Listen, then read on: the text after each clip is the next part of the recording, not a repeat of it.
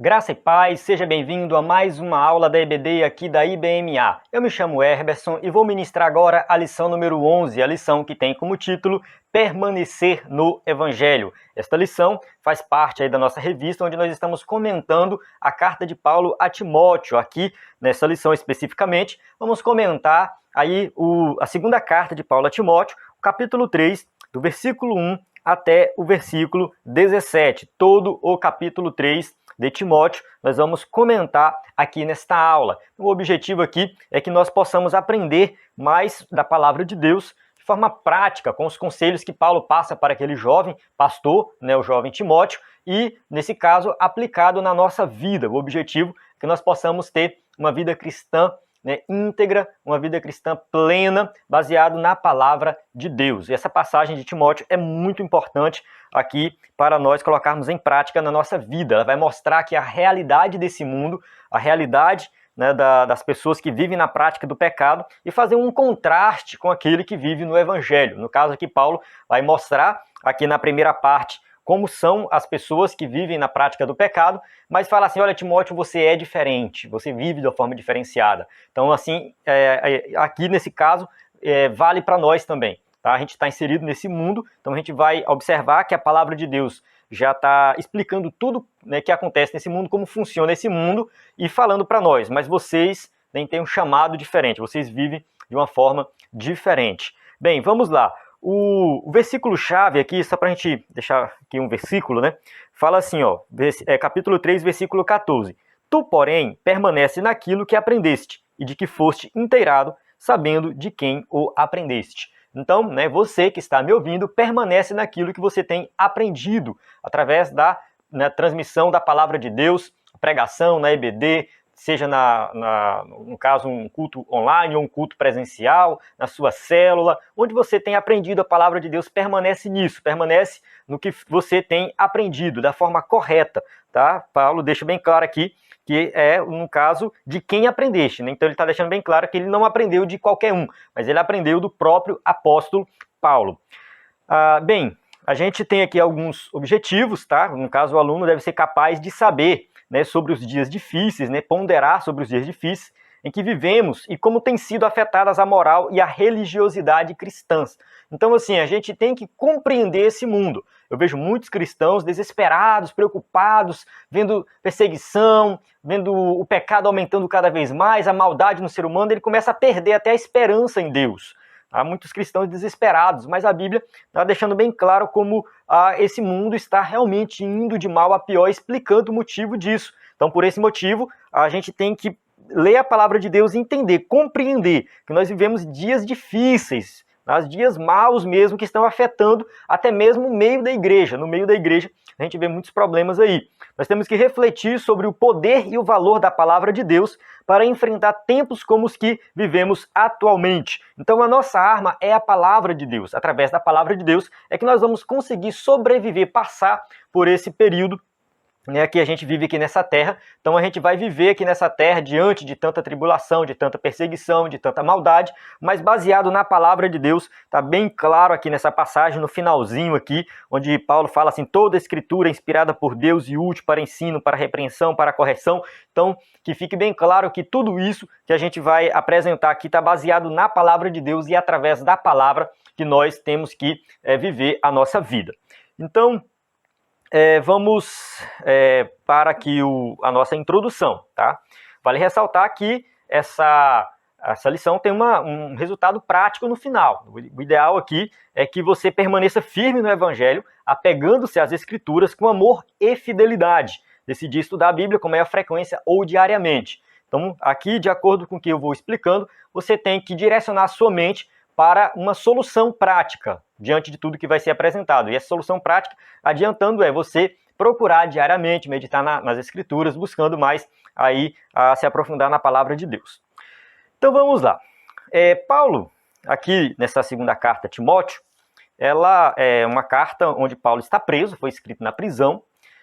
Muitos teólogos entendem que depois dessa carta Paulo morre, então provavelmente ele está lá numa masmorra, sem muita luz, esperando para ser decapitado. Então, ali, Paulo ele já sente que ele não volta mais. Então, diante dessa situação, tá, ele começa a escrever essa carta e apresentar para Timóteo, né, no caso aqui, Paulo escrevendo a Timóteo, alguns conselhos realmente práticos, tá? E ele começa a falar dos últimos dias. Paulo está passando uma situação difícil. Então ele já começa a apresentar para Timóteo que essa situação difícil que ele está passando é só um exemplo, tá? É só um exemplo do que todo cristão vai passar.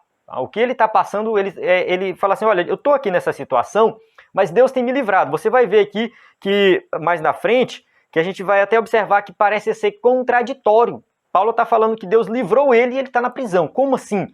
Então a gente vai entender de forma bem detalhada. Então ele vai apresentar para Timóteo assim, olha, Timóteo, está vindo dias difíceis, né? Um momento atual não é um momento muito tranquilo, muito bom não. Tá? Então, assim, já vamos nos preparando aí. E no caso, né, a gente tem aqui o primeiro versículo, que ele fala assim, nos últimos dias sobrevirão tempos difíceis. Muitas pessoas, quando leem na Bíblia, nos últimos dias, elas pensam que é uma referência somente ali quando Jesus estiver próximo de voltar. Então, assim, alguns vão falar, não, nós já estamos vivendo nos últimos dias, hoje. Outros falam, não, os últimos dias vão ser mais para frente ainda, dias que vão vir, tá? Não é agora ainda. Outros vão falar assim, não, esses últimos dias aí é figurado, não existe. Não é bem assim. Quando Paulo fala nos últimos dias, Paulo está falando assim, olha, nós já estamos vivendo nos últimos dias. Quando Pedro prega ali depois do Pentecoste, ele faz uma referência à profecia de Joel. Nos últimos dias derramarei o meu espírito. E aquilo se cumpriu onde? No começo da igreja primitiva ali. Assim que Jesus subiu aos céus, o Espírito Santo foi derramado e a profecia de Joel se cumpre ali, nos últimos dias. Então os últimos dias começaram quando Jesus subiu aos céus. Quando Jesus subiu ao céu, começou a perseguição. Quando Jesus subiu aos céus, já começou a valer tudo que a Bíblia fala sobre as perseguições, as tribulações dos últimos dias.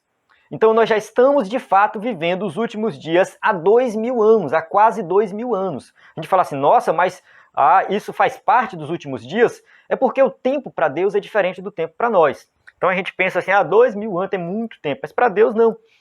E a gente entende que tudo que se fala sobre escatologia, expectativa da volta de Jesus, perseguição, aumento do pecado, guerras, rumores de guerras, Mateus 24, ali onde Jesus vai falar dos sinais do fim dos tempos, já está falando do nosso período, desse período que a igreja está aqui na Terra. Então já estamos vivendo os últimos dias, tá? Estamos dentro desse período dos últimos dias. Então não há tempo a perder, nós temos que nos firmar mais na palavra de Deus.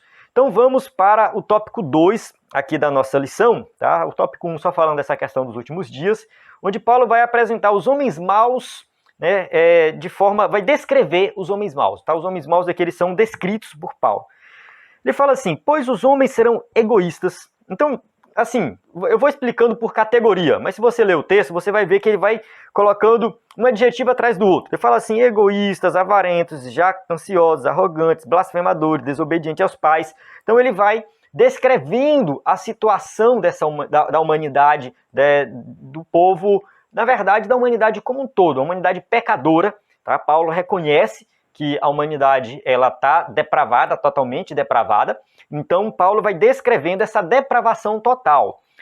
Então, ele fala egoístas, são pessoas que amam a si mesmos, que não olham para o próximo, tá? Só querem se exaltar. E hoje a gente vive numa época da questão das redes sociais que isso é muito comum. Tá? O egoísmo se espalha por aí, as redes sociais têm contribuído com isso. Tá? Pessoas avarentas, mais amigo dos prazeres. Então a gente observa o que? Comportamentos onde as pessoas pensam em si mesmos, o culto ao eu, a adoração ao eu. No caso, ninguém mais está se importando com o próximo, ninguém mais está preocupado com as necessidades do próximo, cada um querendo cuidar da sua própria vida. Então isso é o mundo. E isso muitas pessoas têm praticado, têm vivido isso. Tá? No mundo, as pessoas só pensam em si, elas só querem se exaltar. elas querem ser melhores do que as outras e esquecem do próprio Deus. Tá? O texto vai dizer que são mais amigos do mundo, do pecado, do que de Deus. Tá? No caso do versículo 3, inimigos do bem. Eles são chamados de quê? Inimigos do bem. Aí no versículo 4, fala assim, ó, amigos dos prazeres, mais amigos dos prazeres que amigos de Deus. Muita gente por aí fala, não, eu amo a Deus, eu sirvo a Deus, Deus é isso para mim, Deus é aquilo, né? Tem aquele discurso bonito de Deus, mas na prática ela é mais amiga dos prazeres, daquilo que dá prazer para a carne, do que daquilo que agrada a Deus. Então esse é o comportamento do homem pecador. São orgulhosos, arrogantes, blasfemadores. No caso, o texto bíblico vai descrevendo aqui, né, arrogantes, blasfemadores. Tá? A blasfêmia é proferir palavras contra Deus. Então tem aqueles que falam assim, não, eu amo a Deus e tal, mas na prática não serve a Deus. E tem aqueles que de forma explícita fala que não serve a Deus, que não quer saber de Deus. São pessoas que realmente já recusaram Deus de forma completa, plena, consciente disso. Tá? Então esses são os blasfemadores. Então, tem mais algumas coisas relacionadas até mesmo à família. Desobediente aos pais. Tá? Desobediente aos pais, ou ingrato, irreverentes, desafeiçoados, implacáveis. Então tudo isso aqui é o comportamento do homem pecador, o homem que não tem Cristo na vida, do ser humano. Quando eu falo homem, eu estou falando do ser humano. Tá? O ser humano que não tem Cristo na vida. Então são mal agradecidos, caluniadores, mentirosos, cruéis. Tá? O texto vai descrevendo realmente da forma pior possível como a humanidade tem se comportado. Tá? No caso, assim, quando entra nessas questões detalhadas sobre como essas pessoas vivem, no caso a gente vê que a sociedade toda, de forma... Isso aqui é um mal que entrou na sociedade de forma geral. Não é uma coisa singular, assim, que você vê aqui e acolá, pontual, melhor dizendo, uma coisa pontual. Ali você vê uma pessoa egoísta, ali você vê uma pessoa orgulhosa. Não, não, não. Isso aqui é algo que permeou a humanidade. Tá? Toda a humanidade está debaixo dessa prisão de Satanás, vivendo na prática do pecado. Paulo, quando ele descreve essa questão do pecado da humanidade, lá em Romanos, capítulo 3, versículo 10 em diante, ele vai falando sobre o pecado, chega um momento que ele fala assim, porque todos pecaram e destituídos estão da glória de Deus. Então a conclusão que Paulo chega é que realmente toda a humanidade está debaixo dessa podridão do pecado. Tá? Isso aí é a situação da humanidade, a depravação total, onde não tem ninguém que agrada a Deus. Todos se extraviaram, todos se afastaram dos caminhos do Senhor, todos se afastaram de Deus, todos desprezaram a Deus, mesmo que alguns falam assim, eu sirvo a Deus e tal, mas isso não é algo que vem do coração. Tá? O versículo 5 confirma isso, fala assim, tendo forma de piedade, negando-lhe, entretanto, o poder. Foge desses também. Ou seja, aqueles que têm forma de piedade, têm aparência de ser piedoso, tem aparência, vai para a igreja, veste uma roupa que, não, eu sou uma pessoa que serve a Deus e tal, tem um comportamento que, não, eu sou uma pessoa piedosa, sou uma pessoa que ajuda o próximo e tal, ajuda o necessitado. Você observa a aparência, realmente parece ali que aquela pessoa, ela serve a Deus de fato. Mas isso é apenas o exterior. O seu interior, o seu coração é cheio de maldade. Com o tempo, você vai observando este comportamento. No caso, no versículo 9, adiantando um pouco aqui, que a gente vai falar mais na frente, mas adiantando um pouco, fala assim, eles, todavia, não irão avante. Não irão avante, porque a sua insensatez será a todos evidente, como também aconteceu com aqueles. Ou seja, a insensatez, esse disfarce dizendo que é piedoso, mas não é, que vive na prática do erro, no final das contas a pessoa vive na prática do pecado, ela está querendo disfarçar o seu egoísmo, o seu orgulho, a sua impiedade, tudo, né? Toda a questão de ser amigo dos prazeres. Esse disfarce é um disfarce que vai ser desmascarado. A pessoa vai ser desmascarada. Isso não, ela não consegue esconder. Ela vai ter um momento que nós vamos perceber isso. E isso é uma percepção nossa mesmo. A Bíblia diz, Jesus mesmo diz que a gente conhece a árvore pelo fruto. Então, né, já fica aí a informação de como nós devemos nos relacionar com essa pessoa. Paulo fala assim, foge desses. Se você percebe que aquela pessoa ela tem uma aparência exterior de piedade, mas no final das contas ela vive na prática do pecado, foge desses. Você se afasta desses. Você não se relaciona com esses. Tá? Porque esses são os falsos crentes, os falsos profetas.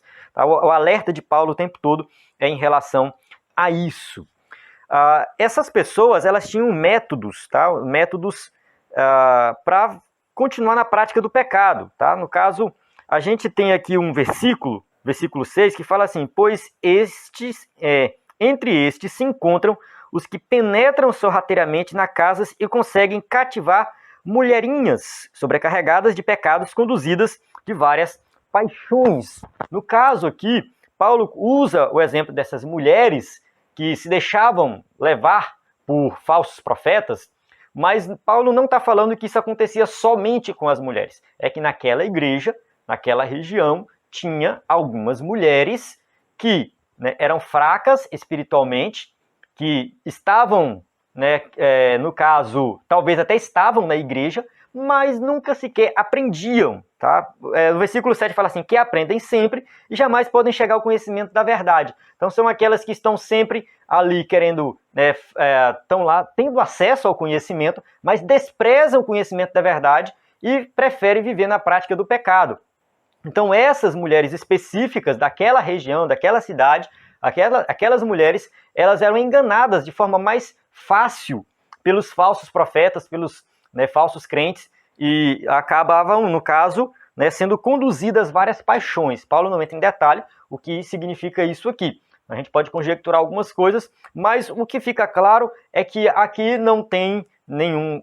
Paulo não está sendo preconceituoso, falando que isso só acontece com as mulheres, que as mulheres são mais fáceis de pecar. Não é isso que ele está falando. Está falando de uma situação específica daquela região, daquela igreja que Timóteo ali era pastor, tá? Naquela questão específica. Mas essa questão da pessoa ser fraca espiritualmente, tá? E deixar ser levado por qualquer vento de doutrina e viver nas paixões, isso vale para mulheres e para homens. Tá? Então é para todo mundo. De certa forma, isso aqui é um alerta para todos, tá? Para a gente ficar alerta com relação a essas pessoas que querem nos conduzir ao erro. Tá? No caso, aqui eram as mulheres que acabavam, né, eles penetravam sorrateiramente na casa delas, tá? E conduziam elas a várias paixões, tá? As paixões carnais, enfim. Então isso aqui é um alerta para todos.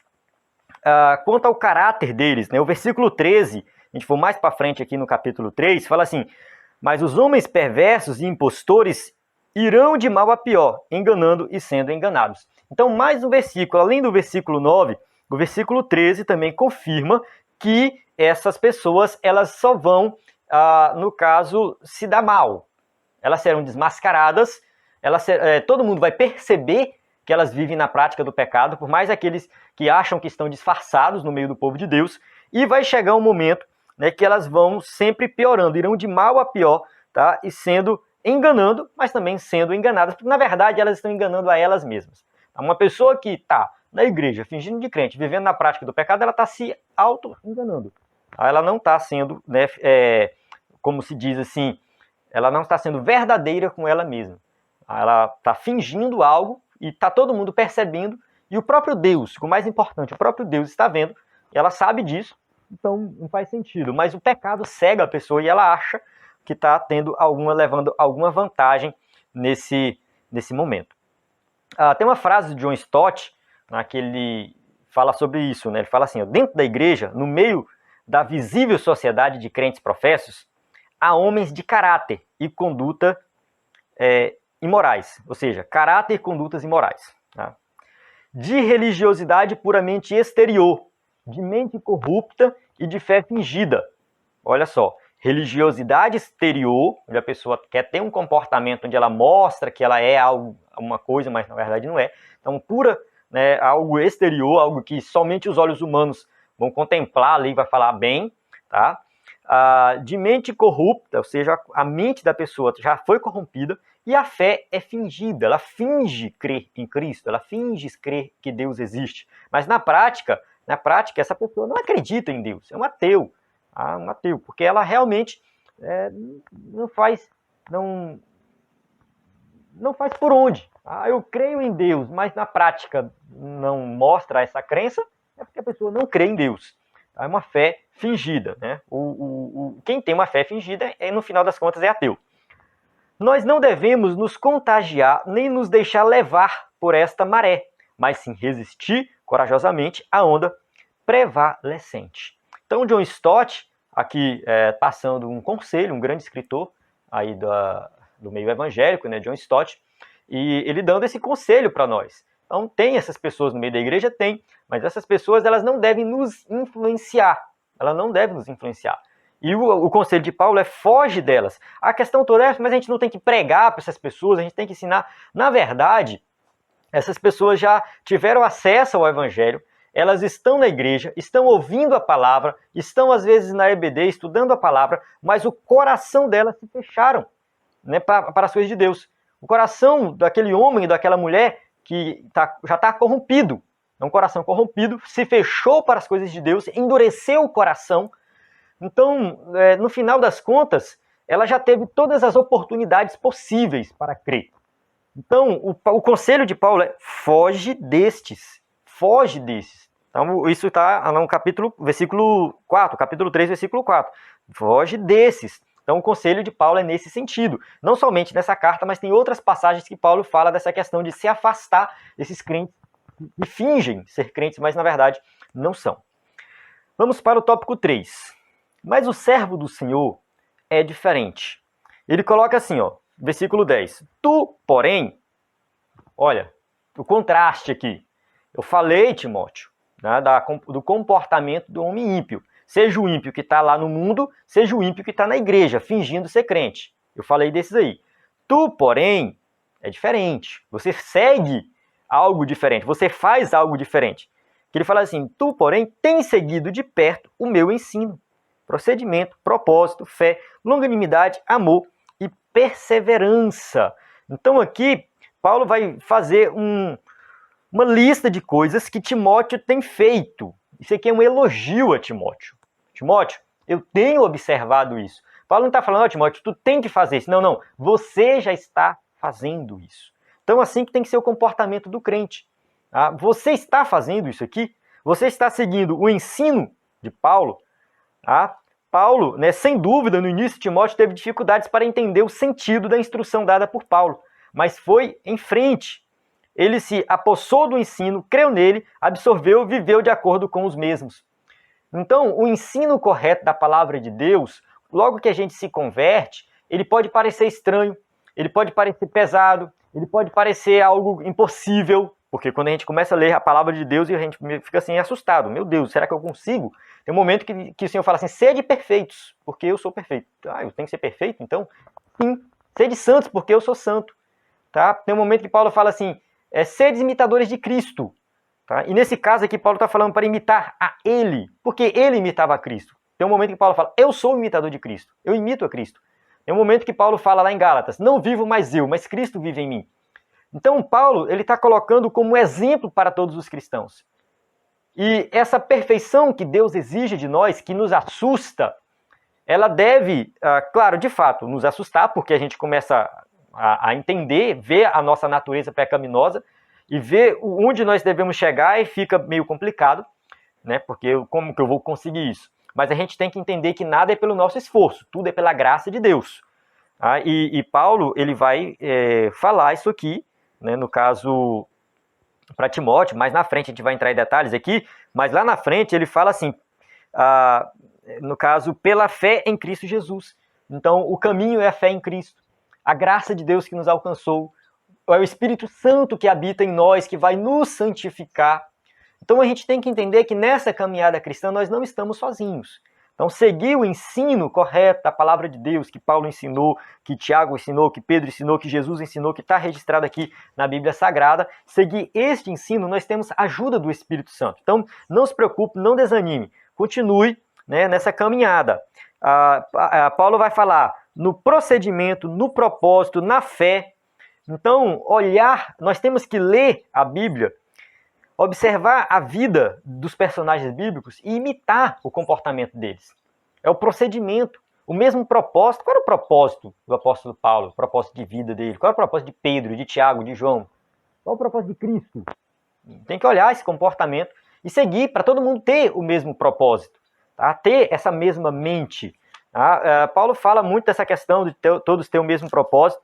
Tem uma passagem que ele fala, deixa eu ver se eu acho aqui, que ele fala em Filipenses,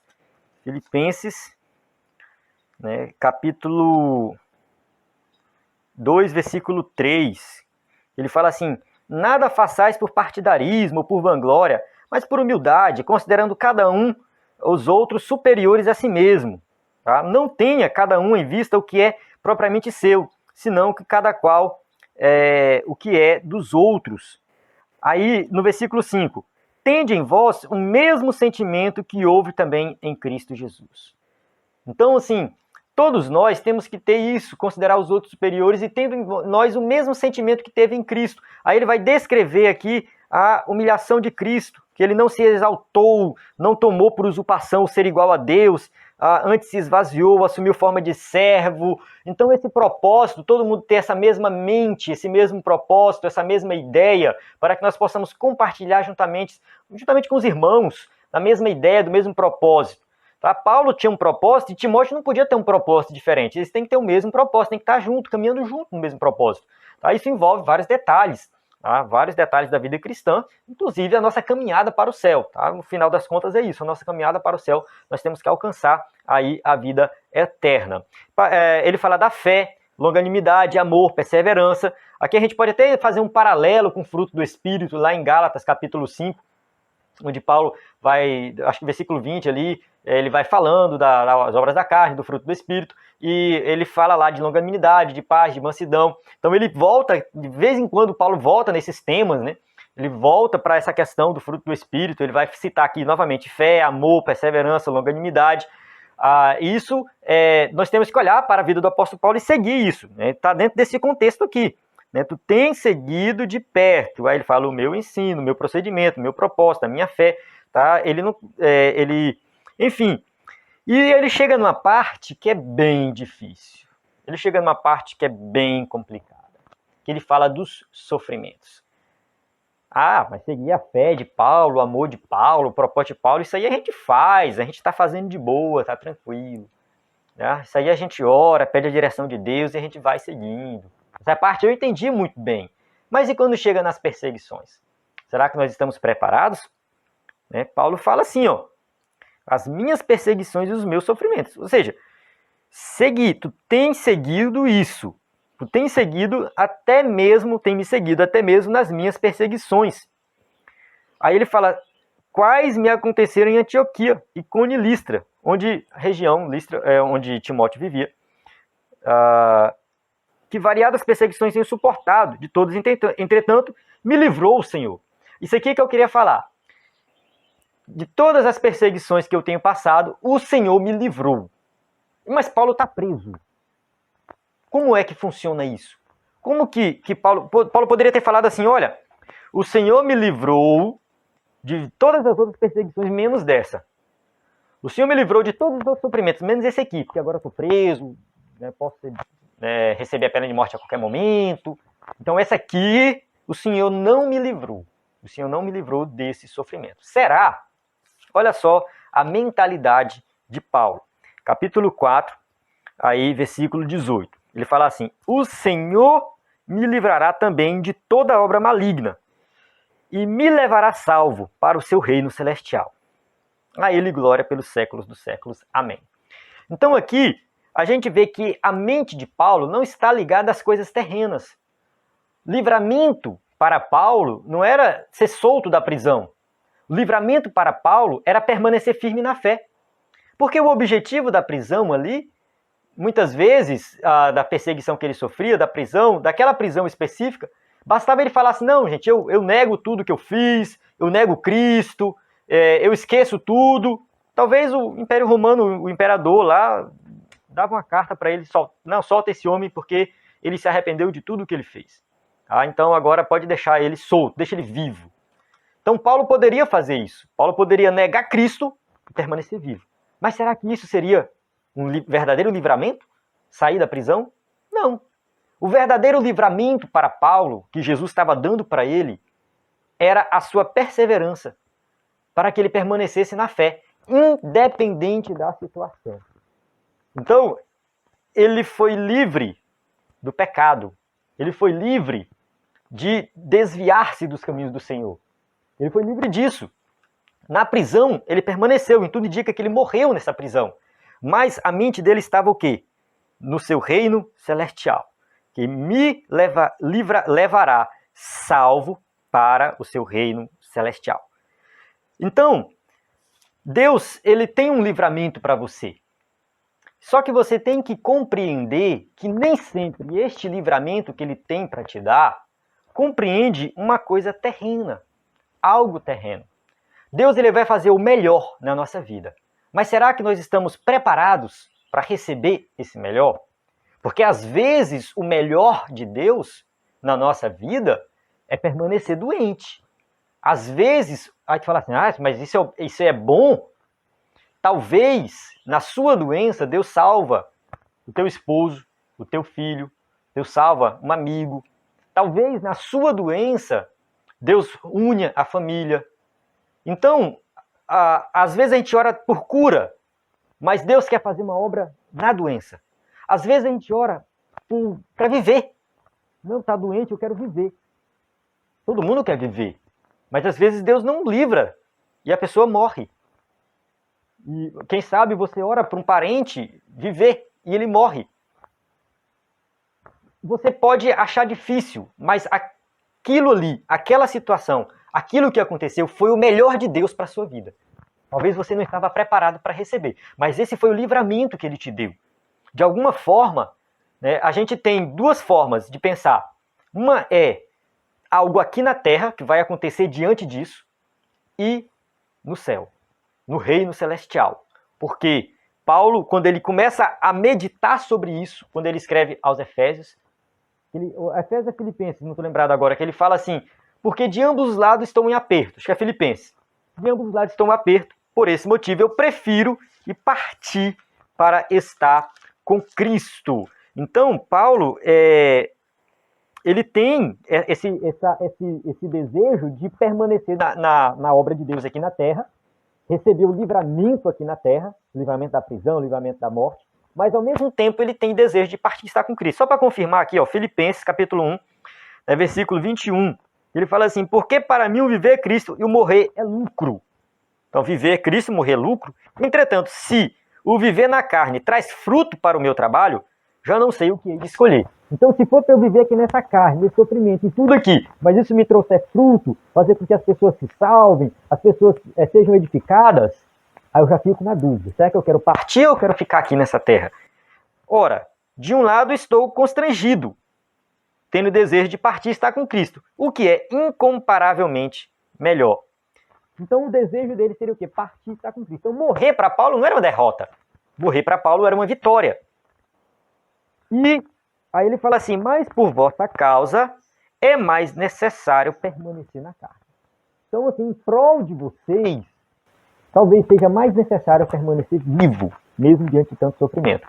Então Paulo, a vida de Paulo, o comportamento de Paulo, o que Paulo fazia, quando ele falava de livramento que Deus dava para ele não estava preocupado com o que fosse acontecer aqui nessa terra, se ele ia ser preso, se ele ia ser açoitado, se ele ia ser morto, decapitado, como aconteceu com ele. Não, tudo que ia acontecer, desde que esteja na direção de Deus, na vontade de Deus, é em prol da obra de Deus, isso ele vai aceitar e ele vai entender que é o livramento, o verdadeiro livramento divino. Vamos continuar aqui, para nós encerrarmos e ir para a última parte, tá? que no versículo 14, mais uma vez ele fala assim, tu porém, olha só, novamente, tu porém, permanece naquilo que aprendeste e que foste inteirado, sabendo de quem o aprendeste. Então, Paulo falando, então, Timóteo, você sabe de quem você aprendeu de mim, então permanece naquilo. Tá? Fica aqui para você também que está me ouvindo. Tu, porém, permanece naquilo que você tem aprendido na casa do Senhor, na EBD, lendo a palavra. Esquece aqueles ensinos errados que chegam por todos os ventos de doutrina. E aqui entra uma das passagens mais belas, que falando da palavra de Deus. No versículo 15, Paulo vai destacar a questão do aprendizado que ele teve desde a infância das Sagradas Escrituras. Então isso aqui fica até uma dica para quem tem filho pequeno.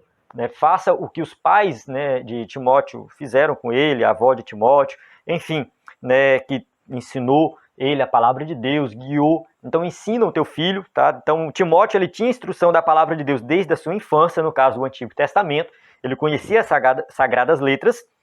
E aí Paulo no versículo 16 entra a passagem que fala das Escrituras, que fala assim, toda a Escritura é inspirada por Deus e útil para o ensino, para a compreensão, para a correção, para a educação na justiça, a fim de que o homem de Deus seja perfeito e perfeitamente habilitado para toda boa obra.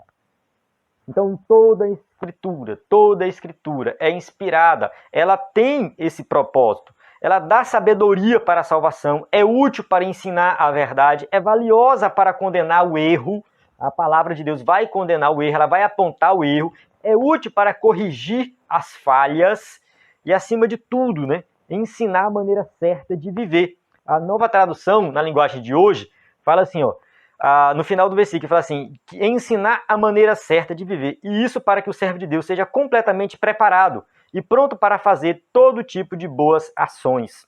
Então, aqui a gente observa que tudo que nós precisamos para ter uma vida santa, agradável a Deus, está nas Escrituras, está na Bíblia Sagrada. Tá? Tudo que nós precisamos está aqui.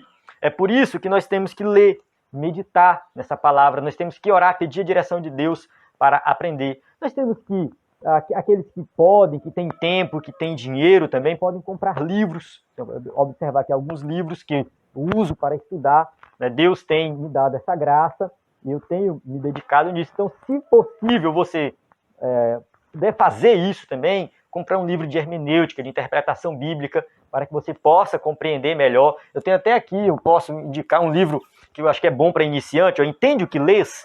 Tá? É um livro muito bom de hermenêutica, do Gordon Fee, do Douglas Stuart. Então, quando você lê um livro de hermenêutica, ele vai te dar base, ele vai te dar metodologia para você interpretar a Bíblia. Você fala assim, se eu não tenho tempo, eu não tenho disponibilidade, eu não tenho dinheiro para comprar o livro, como que eu faço? Tá? Deus pode prover todos os meios para você. Não se preocupe, tá? Não se preocupe. Deus trata com cada pessoa de forma diferente. Então, aquele que não tem esse acesso, Deus vai abrir a sua mente para você aprender na igreja mesmo. Quem sabe sozinho, tirando dúvida com o pastor, lê uma passagem, não compreendeu, chega na igreja, procura o pastor, procura um obreiro, procura alguém que entende e tira suas dúvidas ali dessa passagem bíblica. Então Deus vai te dar os meios. Se eu não sei ler, eu não tive muita instrução para ler. Você pode encontrar aí a Bíblia em áudio, tá? A Bíblia em áudio tem na internet. Então não tem desculpa nos dias de hoje. Tá? Nos dias de hoje, todos nós podemos sim nos aprofundar no conhecimento da palavra de Deus, como Paulo fala aqui a Timóteo. A Escritura é que vai nos dar essa direção. Então nós fomos chamados para uma vida diferenciada. E isso vai exigir do nosso intelecto. Tá? Isso vai exigir de nós uma busca por conhecimento da palavra de Deus. Eu defendo a ideia, não é que todo crente tem que ser um teólogo, mas todo crente tem que ser dedicado no estudo da palavra de Deus. Nem que se ele não sabe ler, mas a Bíblia em áudio pode ajudar ele. Ele pode ficar com dúvidas, procurar um pastor e tirar a dúvida, assistir os cultos, prestar atenção nos cultos, fazer anotações. Tudo isso vai ajudar você a crescer na vida espiritual. Por isso que a gente vê na igreja alguns crentes maduros, crentes fortes, crentes que vivem diante de tudo isso que acontece no mundo, que foi falado aqui, ele consegue passar por tudo isso de forma firme, sem ter a sua fé abalada. Mas tem alguns crentes que vivem caindo, vivem desviando, vivem se afastando da igreja, afasta e volta, tem problema aqui, problema lá. Por quê? Porque não está firmado na palavra de Deus.